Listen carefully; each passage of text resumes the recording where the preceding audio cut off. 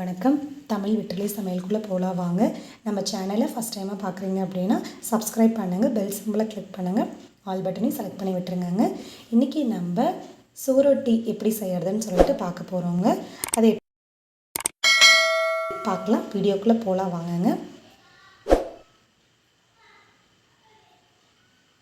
நான் இன்றைக்கி 3 சுவரொட்டி எடுத்துருக்கேங்க. அதை எப்படி செய்கிறதுன்னு சொல்லிட்டு பார்க்கலாங்க.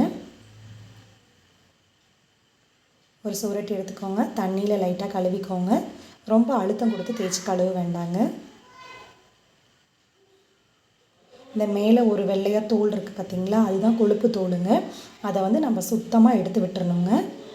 இப்படி நம்ம தோலை எடுக்கையில் அந்த மண்ணீரலுக்குள்ளேருந்து காயம் பட்டு உள்ளேருந்து ரத்தம் வெளியில் வராமல் நம்ம எடுத்து விட்டுறணுங்க. ஏன்னா அதுக்குள்ளே அவ்வளோ சத்து இருக்குங்க ரத்தத்தில்.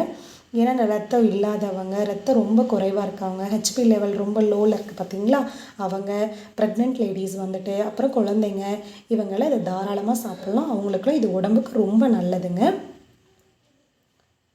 மாதத்துக்கு ஒரு 3 டைம் இல்லை 2 டைம் ஆகுது நீங்கள் கம்பல்சரி எடுத்து கொடுங்க, சாப்பிடுங்க. ரொம்ப நல்லது இது. இந்த மாதிரி கொழுப்பு தோலை சுத்தமாக எடுத்து விட்டுக்கணுங்க. எடுக்காமல் நம்ம அப்படியே சமைச்சோம் அப்படின்னா அது நம்ம சாப்பிடையில உள்ளே போய் தொண்டையில் போய் மாட்டிக்குவோங்க. அதனால் பார்த்து கவனமாக இந்த தோலை நல்லா சுத்தமாக எடுத்து விட்டுருங்க. தோலை எடுக்கல அதில் காயம் ஆகாமல் பார்த்து எடுங்க. ரத்தம் வெளில வரக்கூடாது. அப்படி வாங்குகிற மாதிரி இருந்தது வாங்கிட்டீங்க அப்படின்னா நீங்கள் இதை ஒரு சுடு தண்ணியில் இல்லைன்னா ஒரு ஃப்ரிட்ஜில் போட்டு வச்சிட்டிங்க அப்படின்னா உள்ளே இருக்க பிளட் அப்படியே லாட் ஆயிரும், உறைஞ்சி போயிடும். நம்ம இந்த மாதிரி தோலை ரிமூவ் பண்ணையில் உள்ளேருந்து ரத்தம் நமக்கு வெளியில் வராது, உள்ளுக்குள்ளேயே அப்படியே இருக்கும். அதோட உள்ள சத்துக்கள் நமக்கு அப்படியே முழுமையாக கிடைக்குங்க. அதனால் நீங்கள் இந்த மாதிரி ட்ரை பண்ணி பாருங்கள். ஃபஸ்ட்டு இந்த மாதிரி தோலை ரிமூவ் பண்ணிவிட்டு இப்படியே நீங்கள் பச்சையாகவே கத்தியில் வச்சு அரிஞ்சிங்க அப்படின்னா உள்ளே இருக்க ரத்தம் வெளில வந்துடும். அதுக்கு அப்புறம் சத்துக்கள்லாம் வெளில போயிடும். அதனால் இதை நம்ம அப்படியே கட் பண்ண போகிறதில்ல. லைட்டாக ஒரு பாயில் வச்சுட்டு அதுக்கப்புறமா இதை நம்ம கட் பண்ண போகிறோம். இது எப்படி செய்கிறோம் அப்படிங்கிறத பார்க்கலாங்க. ஃபஸ்ட்டு நல்லா இந்த தோலை முன்னாடி பின்னாடி எல்லா பக்கமும் இருக்கிற இந்த கொழுப்பு தோலை சுத்தமாக எடுத்து விட்டுருங்க. தண்ணி தொட்டு எடுத்துக்கோங்க, அப்போ தான் ஈஸியாக வரும். இல்லைன்னா கையோடு அப்படியே ஒட்டிக்கும் அந்த தோல். பாருங்கள், இந்த மாதிரி தோல் வருது பார்த்திங்களா, இந்த தோலை அப்படியே நம்ம சுத்தமாக எடுத்து விட்டுறணும். எடுத்து விட்டுட்டோம் அப்படின்னா தான் நம்ம சமைக்கிறதுக்கு சாப்பிட்றதுக்குலாம் ரொம்ப நல்லாயிருக்கும். இல்லைன்னா அந்த கொழுப்பு தோல் தொண்டையில் மாட்டிக்கிட்டு ரொம்ப சிரமமாக இருக்குங்க.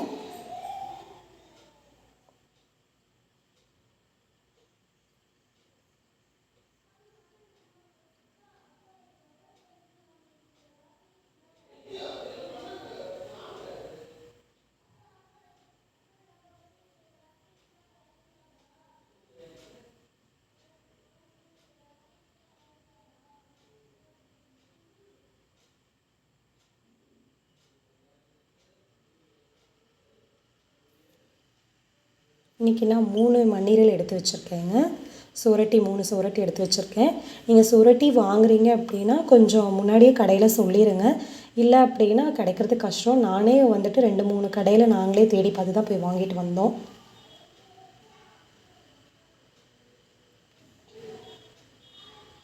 இது முழுகிற அளவு மட்டும் தண்ணி விடுங்க, ரொம்ப குறைவாக தண்ணி விடுங்க.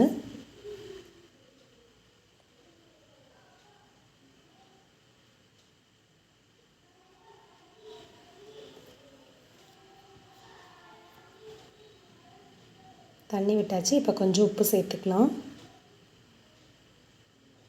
கொஞ்சம் மஞ்சள் பொடி சேர்த்துக்கலாங்க.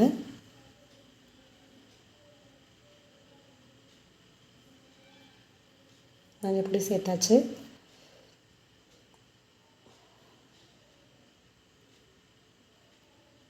இதை லைட்டாக கலந்து விட்டுட்டு ஒரு 2 விசில் போல் நம்ம எடுத்து வச்சுக்கலாங்க.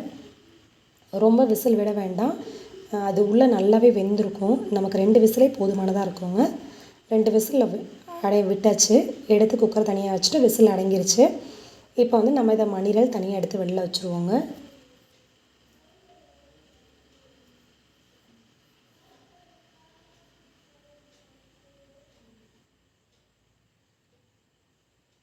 நான் 3 பீஸ் எடுத்திருக்கேன். உங்களுக்கு எவ்வளோ பீஸ் தேவையோ அதுக்கு தகுந்த மாதிரி நீங்கள் வாங்கி யூஸ் பண்ணிக்கோங்க.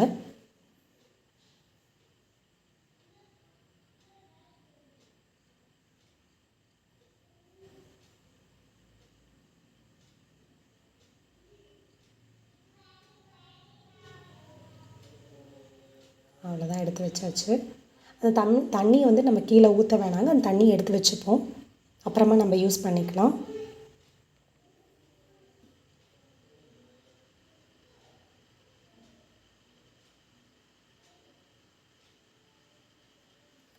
இப்போ மண்ணீரல் வந்துட்டு நம்ம குட்டி குட்டி பீசஸாக கட் பண்ணிக்கலாங்க.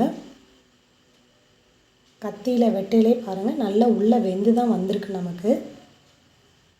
அதனால் ரொம்ப அழுத்தம் கொடுத்து வெட்ட வேண்டாம், பார்த்து மெலிசாக வெட்டிக்கோங்க. கொஞ்சம் பீசஸ் வந்து கொஞ்சம் குட்டி குட்டியாக போட்டுக்கோங்க.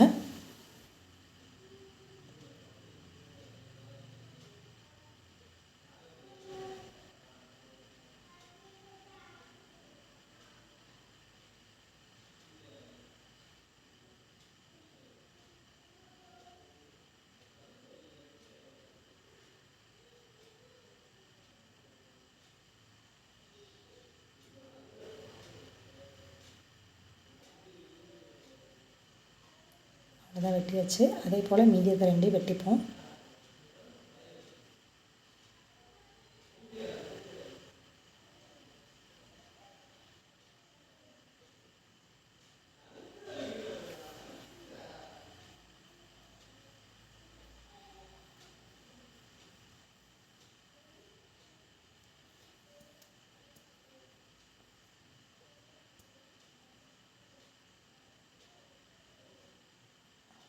அவ்வளோதான் வெட்டியாச்சு. நம்ம இதை வேறு ஒரு பிளேட்டில் மாற்றிக்கலாம். இப்போ இதை வந்து நம்ம எப்படி சமைக்கலாம்னு சொல்லிட்டு பார்க்கலாம் வாங்க. கொஞ்சம் எண்ணெய் விட்டுக்கோங்க பேன் வச்சுட்டு. கொஞ்சம் கடுகு,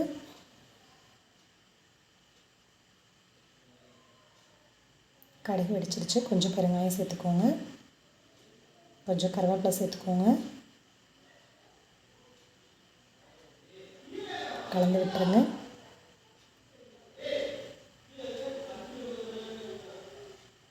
இப்போ நம்ம இதில் வெங்காயம் சேர்த்துக்கலாங்க. நான் சின்ன வெங்காயம் ஒரு கைப்பிடி அளவு எடுத்திருக்கேன், அதை சின்ன சின்னதாக வெட்டிட்டு இதுக்குள்ளே சேர்த்துருக்கேங்க. சின்ன வெங்காயம் நல்லா டேஸ்ட் கொடுக்கும்.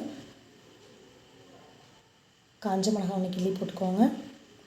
இஞ்சி பூண்டு பேஸ்ட்டு கொஞ்சம் போட்டுக்கோங்க.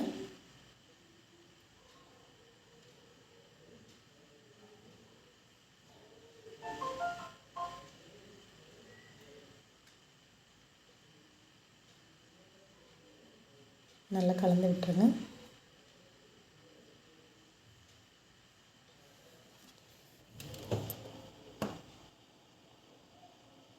வெங்காயம் ஓரளவு வணங்கிருச்சு. இப்போ வந்துட்டு உப்பு சேர்த்துக்கலாம். ஏன்னா நம்ம அந்த மண்ணீரல் வேக வைக்கல நம்ம உப்பு சேர்த்துருக்கோம், அதனால் பார்த்துட்டு சேர்த்துக்கோங்க. இப்போது வெட்டி வச்சுருக்க சுவரொட்டி நம்ம உள்ளே சேர்த்துக்கலாங்க.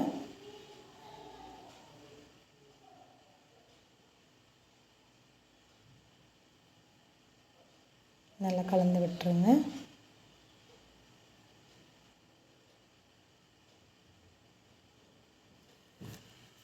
கலந்து விட்டாச்சு. இப்போ அந்த சுவரொட்டி வேகலை எடுத்து வச்சோம் இல்லைங்களா தண்ணி, அந்த தண்ணியை இப்போ நம்ம உள்ளே சேர்த்துக்கிறோம்.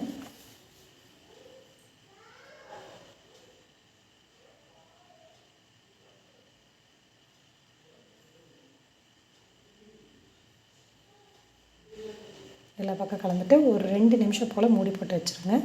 தண்ணி சுண்டுறதுக்காக தண்ணி சுண்டிடுச்சு நமக்கு. சுவரொட்டியும் கொஞ்சம் நல்லா வெந்திருக்கும்.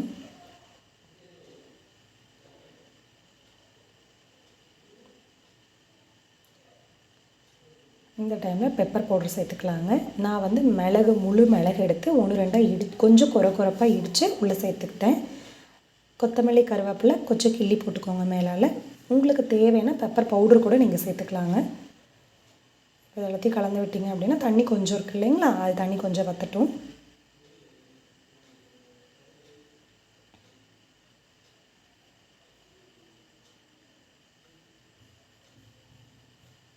அவ்வளோதாங்க, தண்ணி கொஞ்சம் நல்லா வற்றிருச்சு.